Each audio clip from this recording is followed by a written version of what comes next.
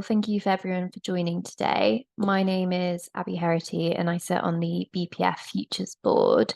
And today's really exciting Lunch and Learn has been prepared by Homes England, so huge thank you to them. And the focus is on all things affordable housing. So on the call today, we have leading the session is Claire Gardner, who is a senior manager in the strategic partnerships covering the south of England. And we also have Hannah Wilson, who is a senior growth manager for the Midlands area. So as I mentioned, Claire and Hannah will be leading the session, but if you have any questions, please do put it in the Q&A part, which I believe is just in the bottom corner of your screen. And then at the end of the session, hopefully we can try and answer them all. So I guess over to you, Claire and Hannah. Thanks, Abby. Good afternoon, everyone. Hannah and I would like to extend our thanks to BPF Futures for inviting us to host this session and for you all giving up your lunch breaks to come and listen to us. So today we're talking about Homes England and specifically the Affordable Homes Programme, looking at how we work with a variety of partners to deliver affordable homes across England. Although the name suggests we cover all of England, we don't. We don't work in London. The Greater London Authority take that role in that region. So any references to national, etc., just bear in mind we're excluding London from that. So who are Homes England? We are the government's housing and regeneration agency. We are sponsored by the Ministry of Housing, Communities and Local Government. Recent name change, they were formerly the Department for Levelling Up, Housing and Communities. And our aim is to work with partners to accelerate the pace of house building and regeneration, delivering homes and places people are proud to live in. Just need to give you a little bit of context in the current changing government situation. I know a lot of you will be interested to hear about possible policy changes and details of potential future programmes following the general election that happened a few weeks ago.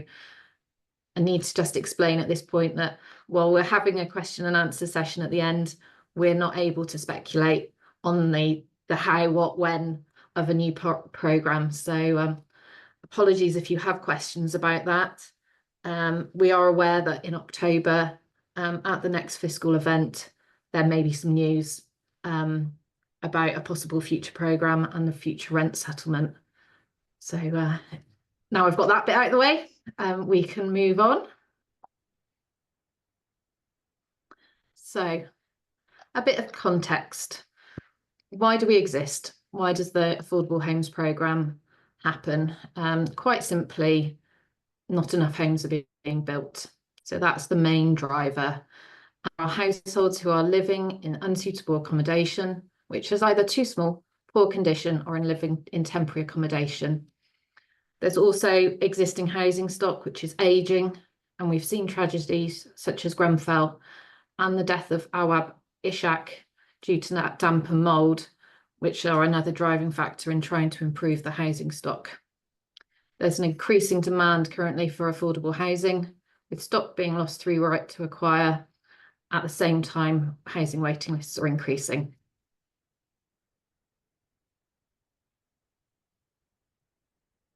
Hi everyone. So just to set some context as well, what is affordable housing? So when people talk about affordable housing, they might use interchangeable terms such as social housing, council housing, but it's all come under the affordable housing title. So there is a definition in the NPPF, but the products listed on this slide here are the ones that we'll cover. So we have the rented section, so that's social rent, that is led by a formula, and it is linked to local income. We've got affordable rent, which is capped at 80% of the market rates in that area, and that will include the service charge capped at that ceiling as well. And then we've got specialist and supported housing. So this is specifically designed for a group of people with a specific need. Then we have the home ownership options. So that includes shared ownership. So that's where you part buy, part rent. Rent to buy, that's effectively affordable rent terms, but they usually go let to working people and allows you to save to potentially purchase at the end of that term. And then we have first homes as well. So all these to assist people into owning their own home at the end. And there's lots of information online about these types of tenures if you're interested in finding out more. So how is new affordable housing delivered? So there are two different products. So how do these different products get funded? Sorry, so there are two different routes. There is the grant funded option, so that comes via Homes England or the GLA, and then there is the Section 106. So the Section 106 is a planning tool. When planning applications for new developments are submitted, it usually includes a Section 106. For a development over a certain amount of homes, that will include an affordable housing clause. So generally the expectation is that development will deliver around 30%. It changes in every local authority area and it's all detailed in their planning policy. However, this amount can also be challenged due to the nature of the site, and viability is usually the main cause of that. That 30% is then generally a mix of rented and home ownership products that I just mentioned as well. And again, that can be negotiated. So the conversations that developers have with the housing team and the planning officers is very much specifically led about that site and the needs in the area. Okay, so Section 106 and planning could be a whole learning session on their own. So we're going to move away from that, and we're going to continue on with the Affordable Housing Grants Programme. We run our funding programmes generally on a 5-year cycle. So the current programme being the Affordable Homes Programme 2021-26, which was announced in 2020 with £7.39 billion of government funding being made available to deliver affordable homes outside of London by the end of March 26. The aims of the programme are to provide a grant to support the cost of building houses for rent or sale at sub-market rates. That's one of the key elements of the government plan, is to end the housing crisis, tackle homelessness, and provide aspiring homeowners with a step onto the ladder. The fund is just part of a range of tools that Homes England have to support the delivery of housing of all types and tenure. We're conscious that one size doesn't fit all, and sometimes grant needs to be combined with our other resources to effectively support the market, partners and places in which we work. Funding and support is available for all organisations with an interest in developing affordable housing. So we work with a real range of partners, from housing associations, local authorities, developers, institutional investors, for-profits, which we'll touch on later on in the presentation, community-led organisations and others.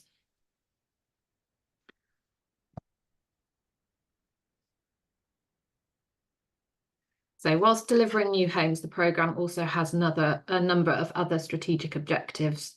We have a target to deliver at least 25% of the strategic partnerships programme and 10% of the continuous market engagement, and we will explain what those are later on, through modern methods of construction, with a focus on category 1 and 2, or pre-manufactured value of 55%. Again, if you're interested in MMC and those categories, lots of information available online. One of the agency's strategic objectives is to help build a more resilient and diverse and innovative housing sector. We do acknowledge that MMC can be more costly because it is innovative and fairly, I wouldn't say fairly new actually, but it can be more costly, and so we do take that into account when we're assessing schemes.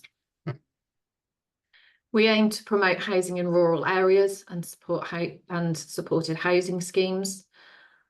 As the same with MMC, we acknowledge that locations and schemes with specialist features can cost more to develop. And again, we'll touch on some specialist schemes later. The programme also includes provision for travellers' pitches and bringing empty homes back into use. So we're delivering a real range of products. We encourage our partners to work with small and medium-sized enterprises. We have a range of contractors and developers in the programme. Some of our partners work in joint ventures with some of the big national house builders, support SMEs, and some have their own development companies. So we've got housing associations who will develop their own sites.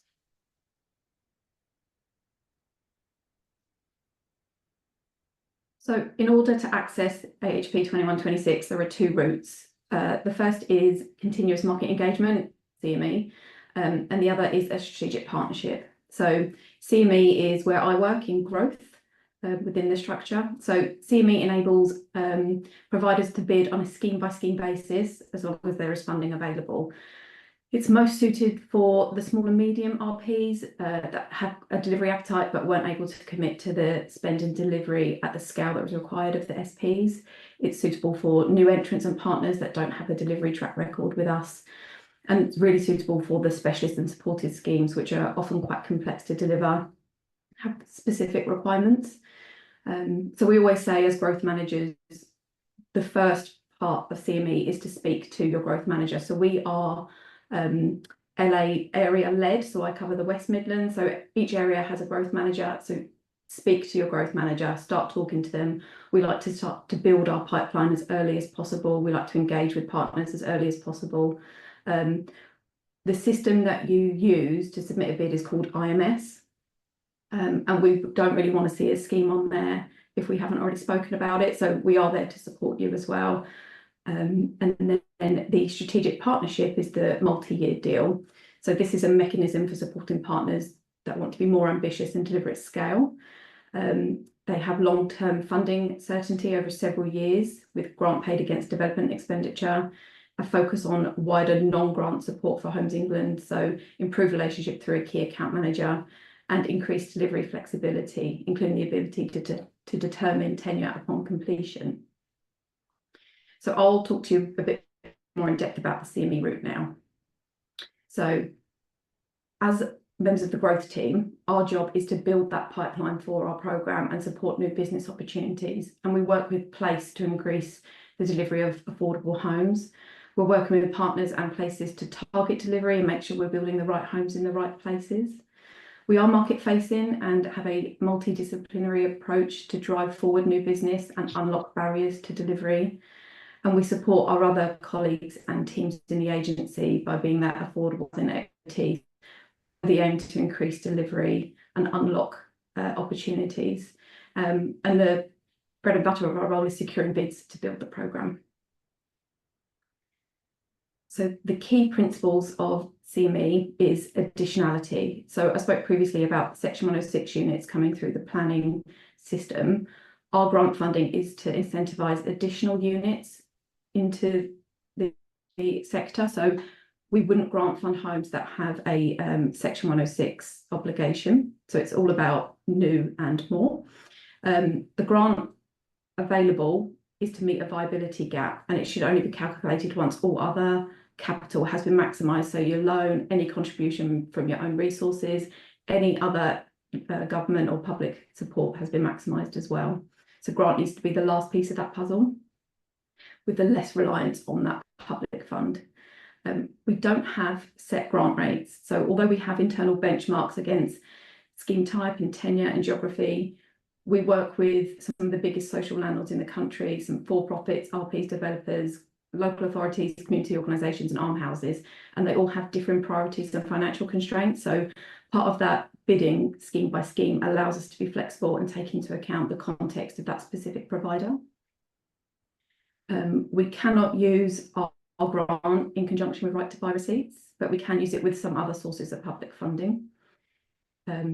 When you bid, a lot of the process is self-certifying. So we do have an annual compliance audit process in place as well to make sure that the public funding is being used in the right way. So although we are within the 21-26 cycle, when it was first launched, there were certain parameters, and as time's moved on, there's been some introductions to some new elements, and that includes regeneration. So we're now able to replace demolished homes. And then we were also able to extend the remit of social rent to be national, minus London as well, which was great news for the programme, and some of the ways in which we've responded to the sector and the feedback that we've been given working with the ministry. So in order to receive grant, organisations need to become a Homes England investment partner. That's our due diligence to make sure that you're a well-standing, financially secure company that public funds can go into. Another element of that is the know your customer due diligence checks. If you are intending to deliver rented accommodation, you need to be an RP or intending to become one if you're not already. and you will need to be able to access that IMS system to submit your applications. And after all of that, you need to have a secure legal interest in your land at the point of making a claim. So to be an investment partner, you can be a housing association or an RP, for-profit, not-for-profit. You could be a local authority, you could be a charity, community group, community land trust, or an unregistered body. So that's those that aren't registered providers.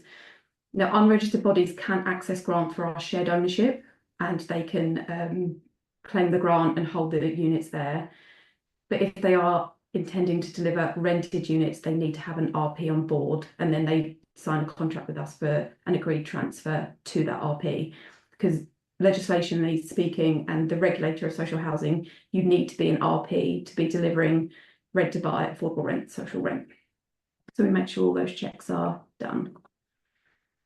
So the key dates for our programme are, you needed to have started on site by the 30th of September 25, unless it's an estate regeneration scheme, whereby then it's the 31st of March 2025.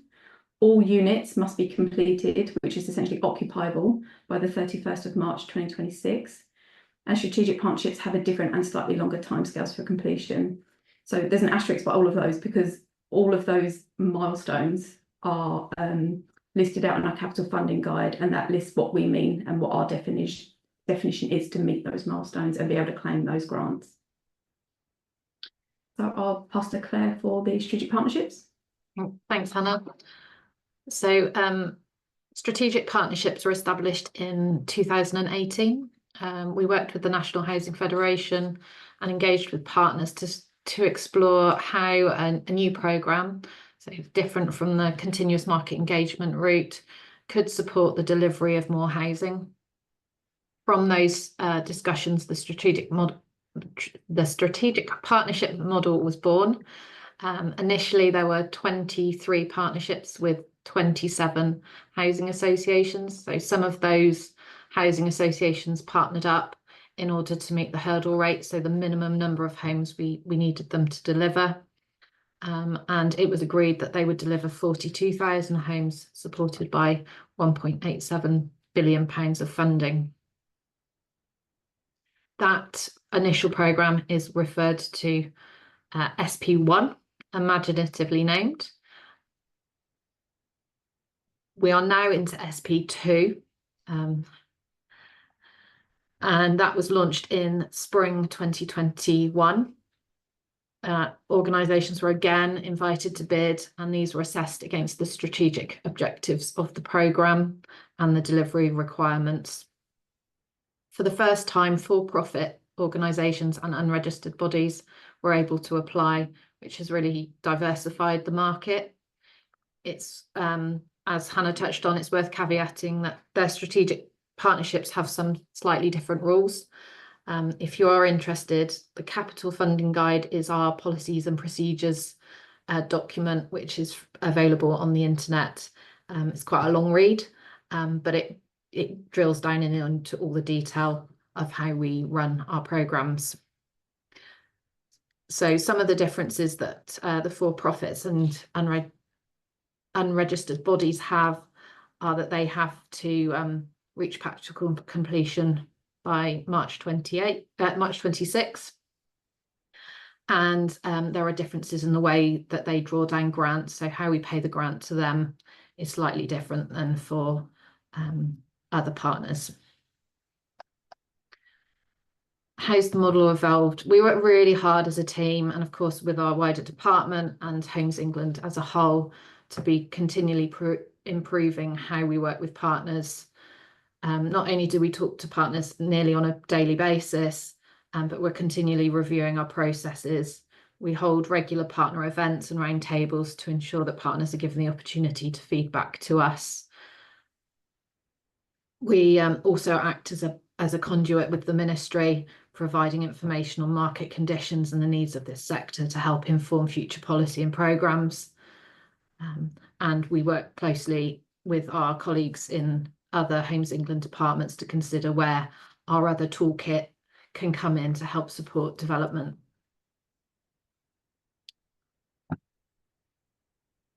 So these are our current partners.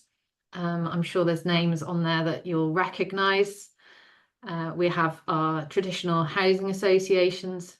We've got 3 for-profit registered providers who are Sage, McCarthy Stone and Legal and General, and our unregistered body or developer Vistry. 17 of these partners were also in our SP1 programme, so there's that long-term continuity of relationship there.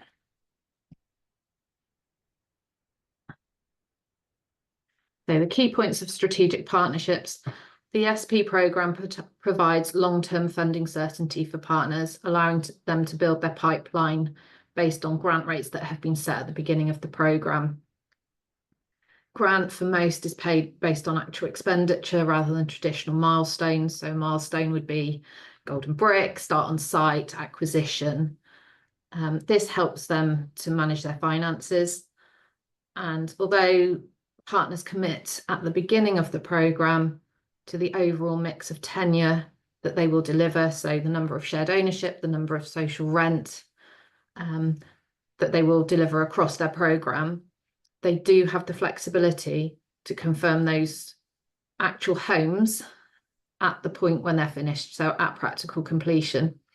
This allows them to respond to market conditions, local demand, and they are able to be agile to where demand for one type of product has increased or decreased in a given area. So what have we achieved? This table shows the start on sites, which is one of our key performance indicators. And these are the ones that we have achieved since 2020-21. And this shows how over time priorities in the programme can shift. As you can see in the first column, in the affordable rent tenure, in the column affordable rent tenure to be confirmed, this demonstrates how the growth of the strategic partnerships programme, where partners don't have to confirm until completion the tenure of the property, those numbers have increased from approximately 7,500 up to 19,000. It also shows that there's been an increase in the delivery of social rented homes. And this is again in response to a change in government focus. We're also pleased to see that overall our delivery year on year is increasing.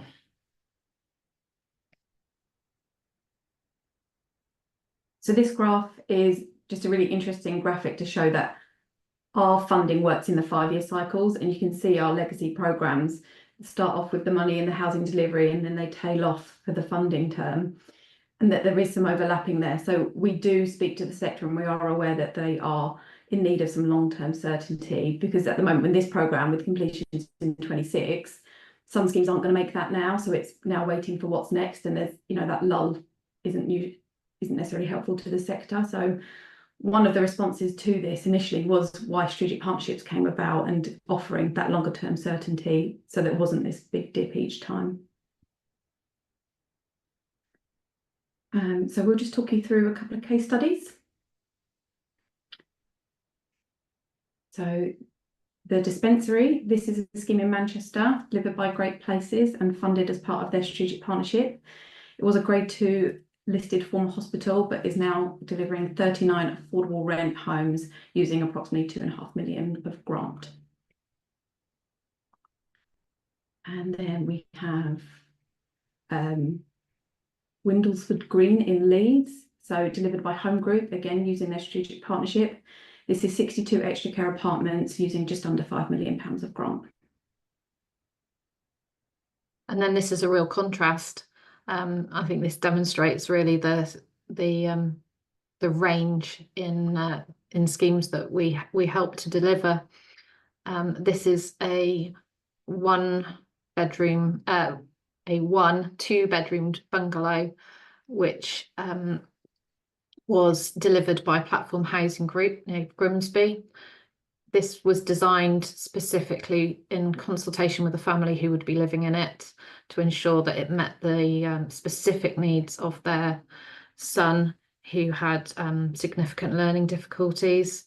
there's a lovely quote there from the family about the change that it's given them in their lives.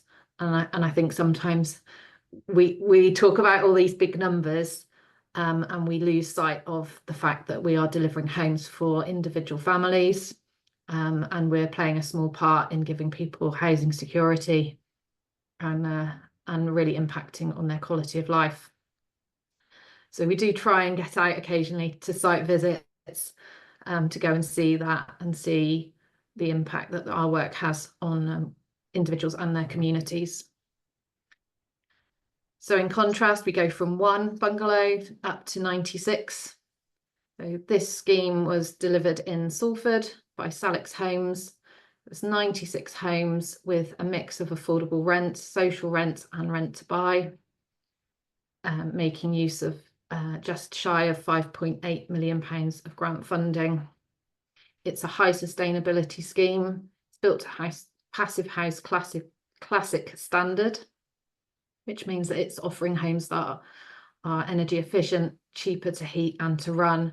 So there's also that strategic objective of providing really good quality homes, which going forward impact on people's cost of living, which is a great benefit.